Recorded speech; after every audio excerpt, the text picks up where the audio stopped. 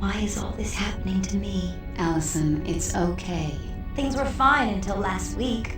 I got mad at my little brother and suddenly the ground started to shake. I knew it was my fault, but I didn't want to admit it. Your powers are becoming active, which... Things have only gotten worse. That lava in the street, I made it happen. I'm becoming a mutant. There's nothing wrong with... And that woman? She was gonna make me join something called the Brotherhood. She could come after me again. Anytime! Allison, you couldn't be in safer hands. We're the X-Men. Who?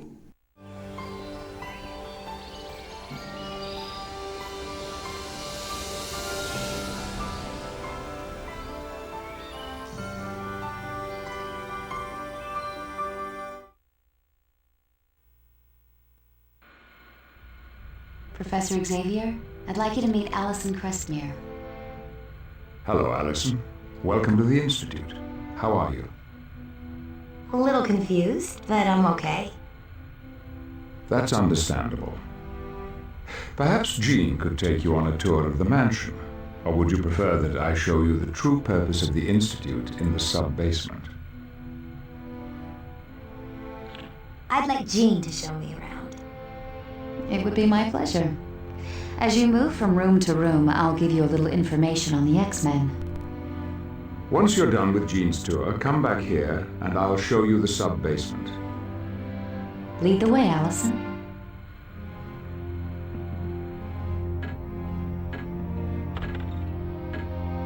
Welcome to the Xavier Institute, Allison. This place is huge. What is it? This is the Xavier Institute, a school where mutants learn to control their abilities, as well as discovering more about themselves and their place in the world. A school for mutants? I didn't know there was such a thing. The fact that the students are mutants is kept secret for everyone's protection.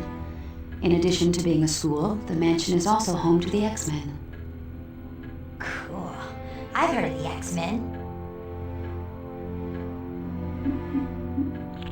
Thanks for the info.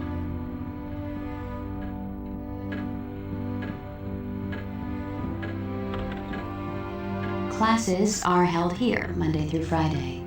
The students receive a full curriculum in math, history, physics, and a wide variety of other topics.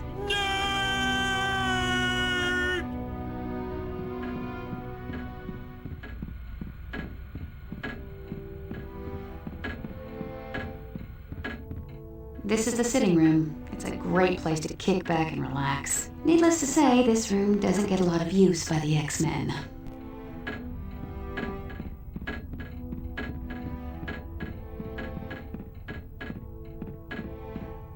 This is the day room. It's beautiful, isn't it? There are times I find it hard to believe there's a high-tech underground level beneath this grand old mansion. An underground level? Oh yes, but I'll leave that part of the tour to Professor Xavier.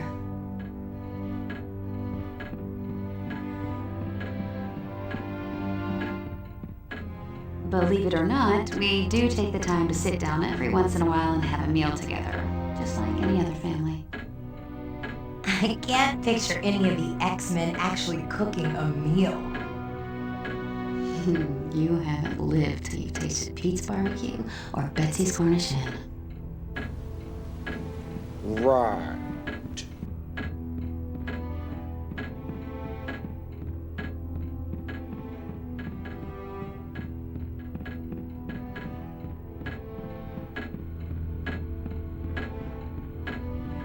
This is the first floor elevator. From here you can go to the second floor, or the sub-basement. I'll skip it for now. In an old house like this, I bet it's just full of cobwebs. You'd think that, wouldn't you?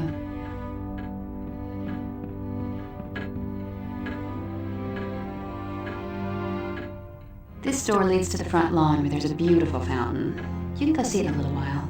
It's a great place to sit and read or write. Really? My two favorite things are reading romance novels and writing in my diary. I can see we're two of a kind. Later on, we'll have to get together and swap books.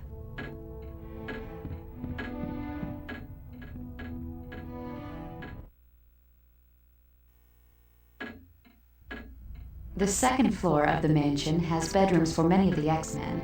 Feel free to wander around and look in the rooms.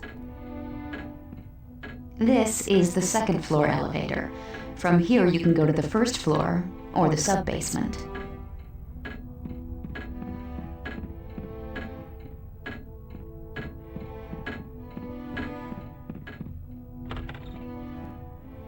This is Rogue's room. You'll like her. She's a bit of a wild child.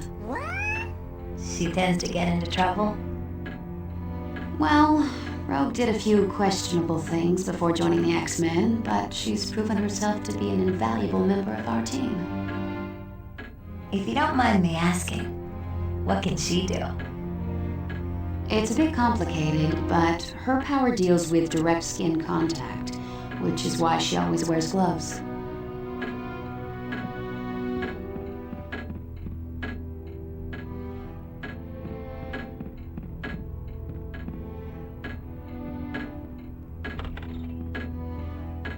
Aurora Monroe lives here. Her mutant abilities allow her to control the weather, which comes in handy with her favorite pastime, gardening. Aurora. What a pretty name. Her code name is Storm. She takes over as leader of the X-Men if Scott Summers isn't around.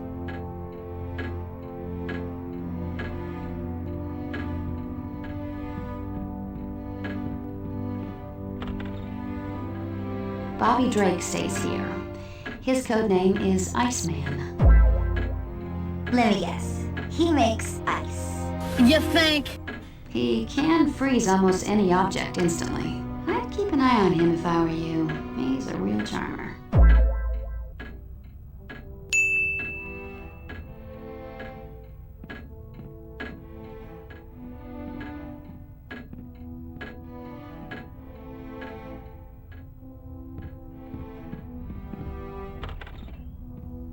This is the home of Peter Rasputin. He's pure Russian from the top of his crew cut to the bottom of his size 18 feet. I'd never believe a body of steel could house such a gentle heart. Aww.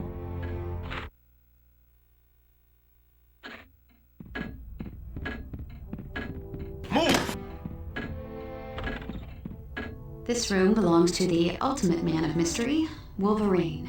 Although he's a bit rough around the edges, Wolvie's the best friend you could ever want, and the worst enemy you could possibly imagine.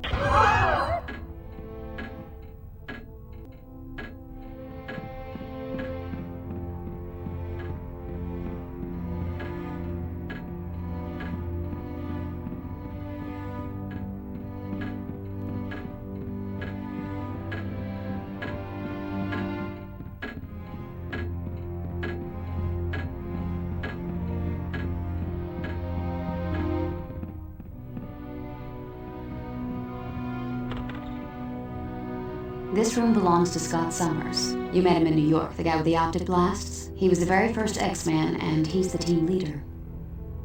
Oh yeah, I remember him. He's kinda cute. And he's kinda spoken for. Oh no! Oh, I didn't mean to. I'm just teasing, Allison. Scott and I have been together forever. I'm lucky to have him. Aww.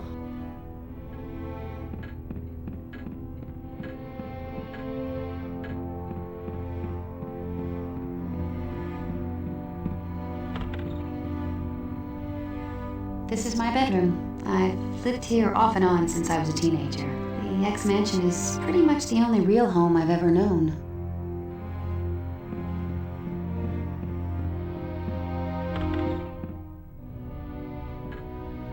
This is your room, Allison.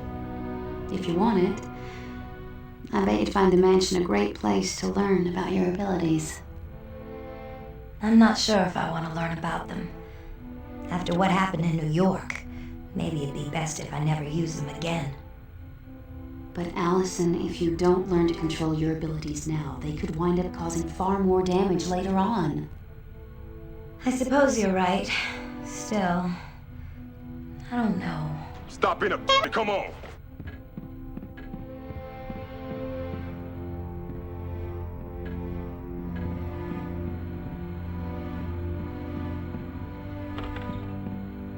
This is Hank McCoy's room. We call him Beast, but not as an insult. You'll find out why when you meet him.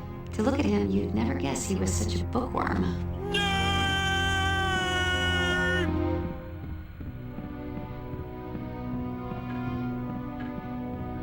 Did you?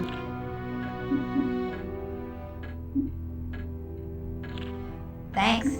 I'll ask again if I need more info.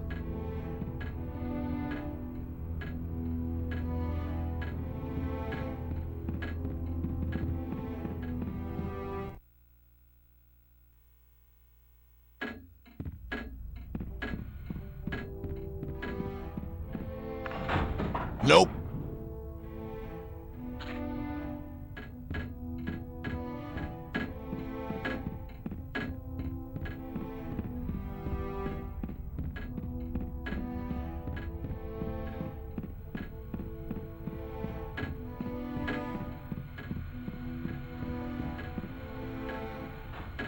Hello, Allison. Could you take me on the sub-basement tour? Yes, indeed. You see, a majority of this facility is underground so as not to attract the attention of those who mean ill will towards mutant kind. It features state-of-the-art training equipment that helps prepare the X-Men for any challenges they may encounter.